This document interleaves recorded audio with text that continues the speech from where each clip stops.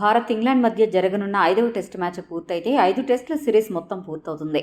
ఇప్పటికే ఈ సిరీస్లో 3 టెస్ట్ మ్యాచ్లు గెలిచిన భారత్ జట్టు సిరీస్ సొంతం చేసుకున్న విషయం తెలిసిందే.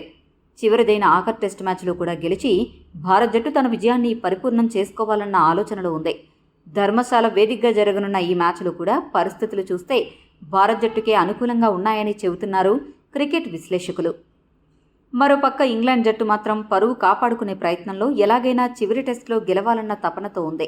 అందుకోసం ఇంగ్లాండ్ జట్టు గెలిపే లక్ష్యంగా వ్యూహరచనలు చేస్తోంది.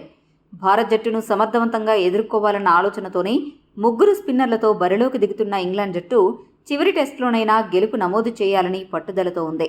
ఇక ఈ మ్యాచ్ వేదికైన ధర్మశాలలో పిచ్చు పరిస్థితి ఏమిటి అన్నది గ్రౌండ్ సిబ్బంది సూచనప్రాయంగా తెలిపారు. ఈ పిచ్చు వాస్తవానికి స్పిన్నర్లకు బాగా అనుకూలిస్తుంది. ఈ విషయం గతంలో కూడా అనేక మార్లు రుజువైంది.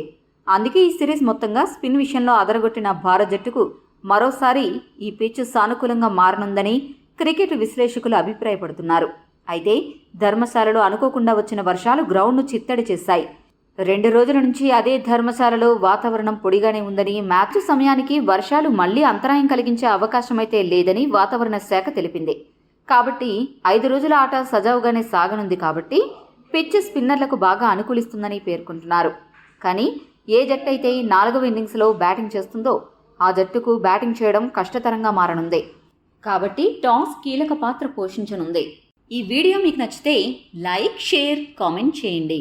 మరిన్ని స్పోర్ట్స్ అప్డేట్స్ కోసం మా ఛానల్ను సబ్స్క్రైబ్ చేసుకోండి.